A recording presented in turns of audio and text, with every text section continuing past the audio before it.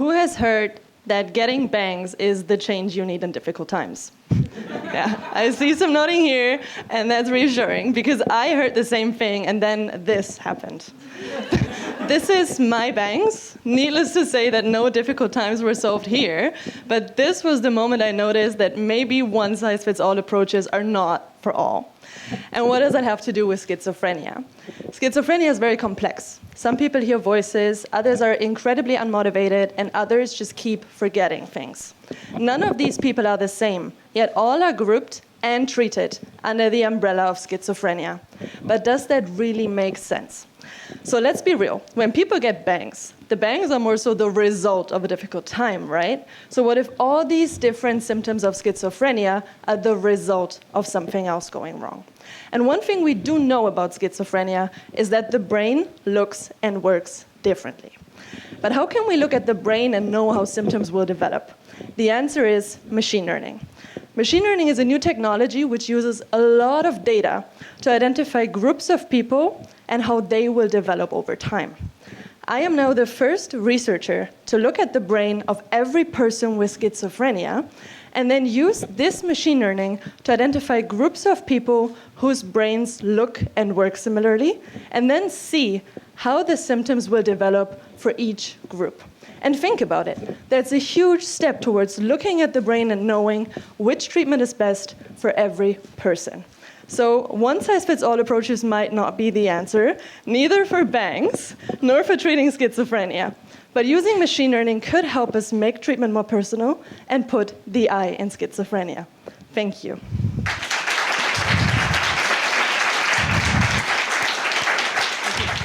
So I would like to know why you didn't use the word AI.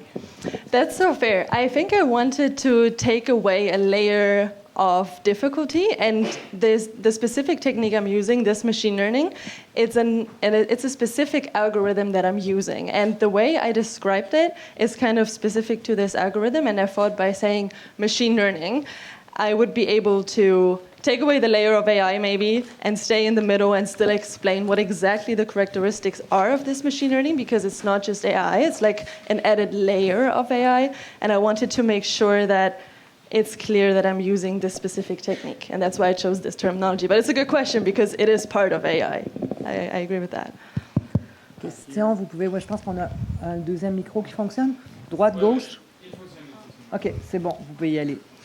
Je me demandais si c'était applicable à d'autres maladies mentales, comme les troubles de personnalité, par exemple. Is it can it be applied to other mental health issues like multiple personality disorder and so on? Yeah. This is such a good question because we're only really at the beginning of using this algorithm in psychiatry as a whole. So it was developed in the field of neurodegenerative illness. And this work that I described of looking at the brain and symptoms together, this is the first time this is done in psychiatry in general. So right now, with schizophrenia, I'm the first one doing this. And it is applicable to other mental illnesses, so I hope that I can contribute to showing how it could work so that it can eventually be implemented there too. Yeah. Question, oui, juste ici. Thank you so much for your presentation. So I'm a computer scientist, and I'm a bit curious about your machine learning algorithm. Yeah. Because when we talk about classification, we tend to more like use deep learning methods. And so I was just curious about the algorithm you use. No, that's so fair. So the specific algorithm that I'm using, it's called subtype and stage inference. So as I said, it was developed in the field of neurodegenerative illness, like Alzheimer's in specific. And what it does, and what's so cool about it, is it combines the features of clustering, so identifying groups, and disease progression modeling. So identifying these groups and then saying how these groups will develop over time. So that's the important part about it. It's the first technique, and that's why I use this machine learning terminology, is the first technique that can combine both features, finding groups and seeing how they will develop. And that's why I've been using this one. Okay, so unsupervised. So yes, it's unsupervised. Okay, perfect, yeah. Thanks. On a besoin d'un micro à peu près au centre de la salle, ici. Voilà. Hey, thank you for the presentation. It was really good, really interesting. Thank you. I was wondering, because I'm assuming you're going to have to get a lot of brains to be able to do this. Two things. One, I wanted to know if you're making any efforts to ensure diversity in the types of brains that you have, both in age, ethnicity, and everything, to see how it responds and if you get a more interesting or different response. And the other one was also in terms of diversity, but schizophrenia spectrum disorders, not just schizophrenia, but like substance-induced psychosis, for example, and seeing how it reacts to that.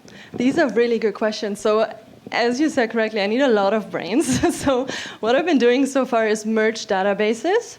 And because of that, and this also answers the second question, I've been looking at individuals with the first episode psychosis. And for those of you who are not so familiar with psychosis in general, a first episode of psychosis is before schizophrenia can be diagnosed. So it could be different types of a psychosis spectrum disorder that evolve out of that. So it's a very heterogeneous group of individuals. And I've been merging this group with first episode psychosis with a data set of individuals with multi-episode psychosis, so who have been suffering from schizophrenia for a while. So with that, I was able to ensure that the spectrum in itself, in that sense, was represented better. For substance-induced psychosis in specific, I excluded those because we know they have different trajectories in terms of how they will develop with their symptoms, how they will do in their work and social functioning. And I am looking at symptoms and functioning, so I wanted to make sure that the group that I'm looking at will be able to fit in these categories that I consider. So that's a fantastic question, and it's so important. So I've been trying to ensure that this is diverse. In terms of other factors that you mentioned, like age and also cortical thickness or something, I've been controlling for age and total brain volume to make sure that in my analyses this is equalized, kind of. But yes, and then I was trying to look at the whole spectrum with the samples. I hope that answers your question. Thank you.